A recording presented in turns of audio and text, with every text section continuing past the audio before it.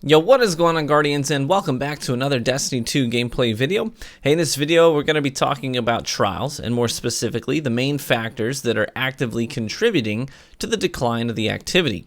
I know that a lot of content creators have already expressed their opinions on this matter, and some of this might overlap with theirs, but some of it won't. And I wanted to give you a list from the perspective of someone who has been invested a whole mother freak ton of hours in trials, both in Destiny 1 and Destiny 2.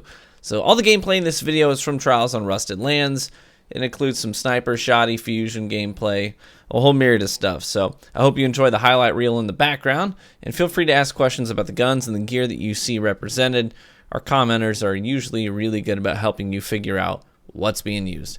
All right, so I'm going to keep this as simple as possible, and I'll go, because I think this might be a long video, I don't know. So I'm going to try and keep it as simple as possible. I'll go right down my list. Generally in order of importance, I guess, in my opinion. But all these things, they are contributors, in my eyes, to the rapid degradation of Trials of Osiris. Factor number 1 is the loot pool and economy system. I'm lumping these two together. This is the one that's going to overlap with what everyone else is saying. The rewards aren't that great, right? We got a new scout, auto, sniper, shotgun, fusion, rocket launcher, and armor set. Most of these weapons are arguably irrelevant in PvP, which is ironic because they're sort of the PvP pinnacle activity. The scout is a scout. Scouts suck. The last great scout rifle, legendary scout rifle, was Vision of Confluence, in my opinion, and that hasn't been relevant since 2016. There were some other decent legendaries in D1, but none of them were really useful in D2. Legendary scout rifle. So moving on, the sniper is pointless. It goes in the same slot as Revoker and is arguably harder to obtain for most people. It can't one-hit supers like Revoker unless you use Vorpal. It zooms in considerably farther than Revoker, and when you miss a shot, you can kiss that bullet goodbye, unlike Revoker. The god roll on this thing is literally a bad Revoker. Most people want, snapshot Vorpal, but even with that god roll, it's still going to be always worse than Revoker, which is doing more damage to non-supers and refunding ammo while having less intense zoom. The shotgun is amazing. No doubt about that. That's the one item that's sort of a must-have for Trials. The summoner is pretty good, no doubt about that, but you're better off using Hard Light, and Gnawing Hunger is arguably just as good, if not better, in the right roles. The rocket is a snooze fest. The fusion rifle has to compete with Erentil, Wizened, and Alatha, so people are probably not going to try and farm a god roll on that thing when it's, you can just go into the menagerie and get what you want much faster. The armor is pretty sick. I like the armor a lot, and the stat rolls on them are usually pretty tasty, but if you're not going flawless multiple times a weekend, then you're not really reaping those benefits, I don't think. On top of this, you have the economy. If you're not getting a bunch of wins on your cards, then you can kiss Trials loot goodbye. Good luck getting enough tokens and wins to really capitalize on the loot. And those tokens disappear at reset, which is confusing and silly, I think. At this point, I'm going to defer entirely to Aztecross, who voiced some excellent suggestions a couple of weeks ago to fix the Trials economy in a Trials video that he had already posted. I think it's called like the State of Trials or something like that off the top of my head.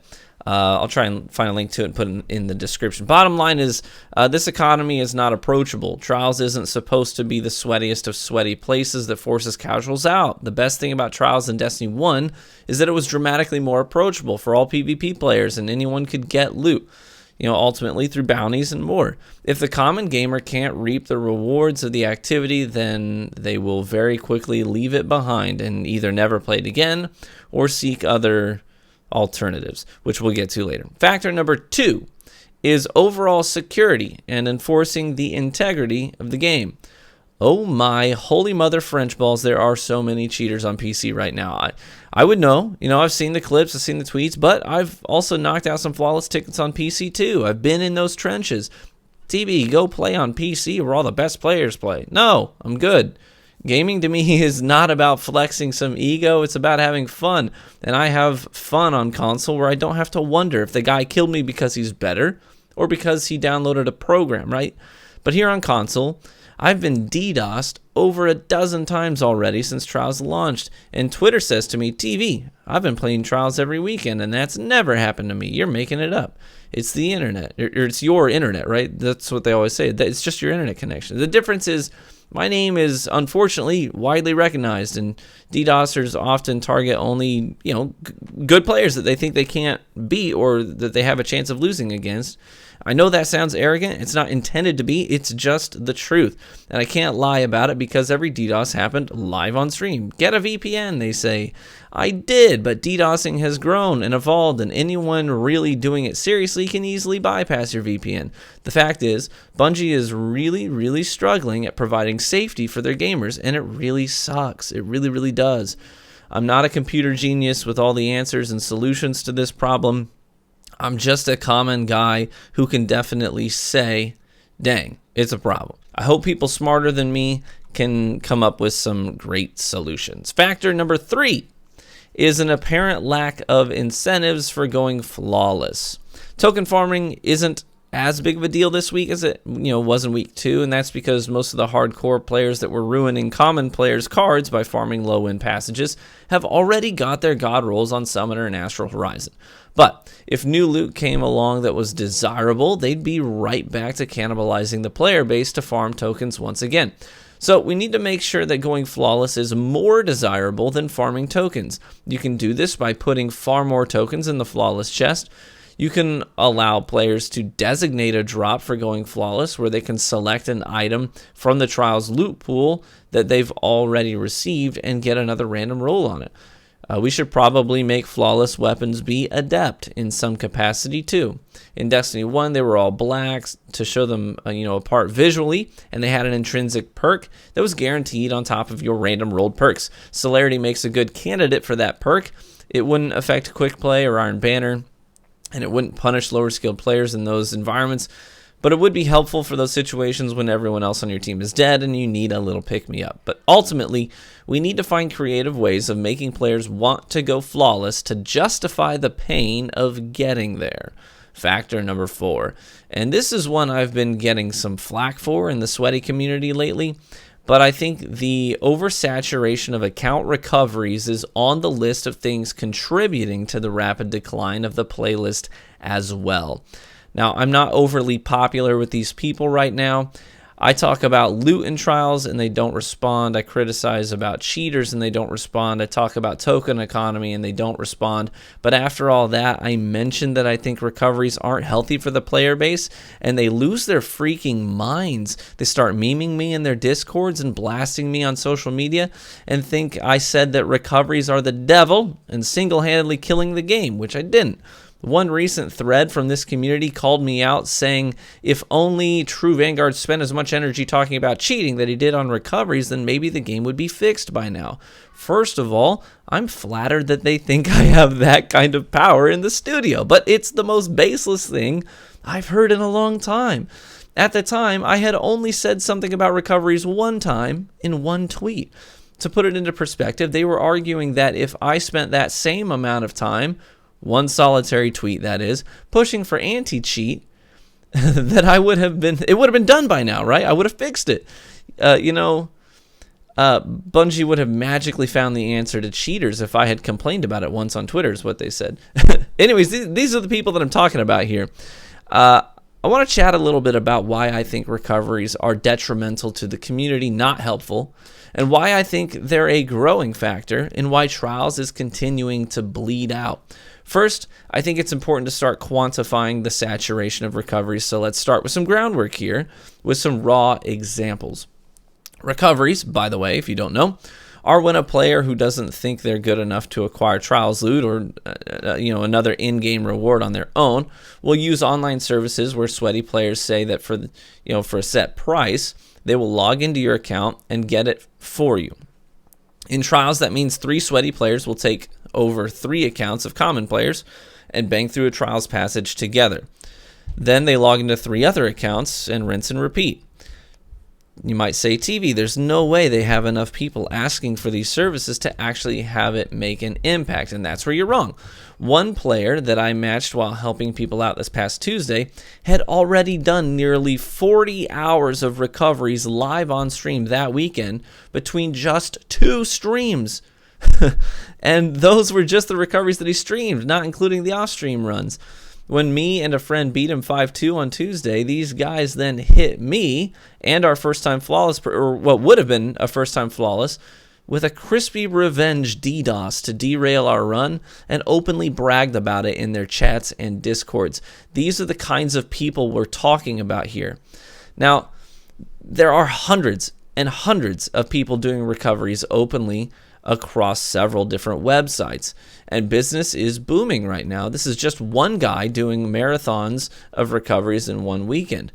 One counter argument that the recovery community keeps bringing up is that it doesn't matter because these people would still be in the player pool for matchmaking anyways if they weren't doing a recovery. And frankly, that's utter bullcrap. No sweaty player, the same people who complain about Trials and say that it's, unplayable, no sweaty player would willingly spend over 40 hours every weekend stomping teams in Trials if it weren't exclusively for the money. They would maybe play 10 hours of Trials, which is plenty to get all their loot, do some farming in the process, but they wouldn't live in the playlist all weekend, right? Stomping casual players out of the playlist all weekend unless they were getting paid every single card that they run. So now the sweaty population is extra high because of the amount of recoveries that are in there. There's a lot of them. But this is threefold, not just one thing, not just one factor. Not only is the sweaty recoveries or the sweaty player count extra high, but recovery is a substitute for a common player, right? So this is the twofold part here.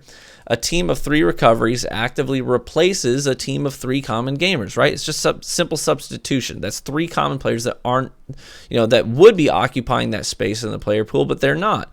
So these hundreds and hundreds of recoveries are spending way more time, triple or even quadruple the time in the playlist that they would be, and also substituting themselves in for common gamers that would have been in the matchmaking, that you could have potentially matched against. But like I said, this is threefold, not twofold. So on top of those things, right, they're stomping common gamers over and over and over and over as they play and reset on repeat until reset on Tuesday. That's mathematically an actual crap ton of common gamers that now feel like, hey, I don't think this playlist is for me, and they never set foot in the playlist again.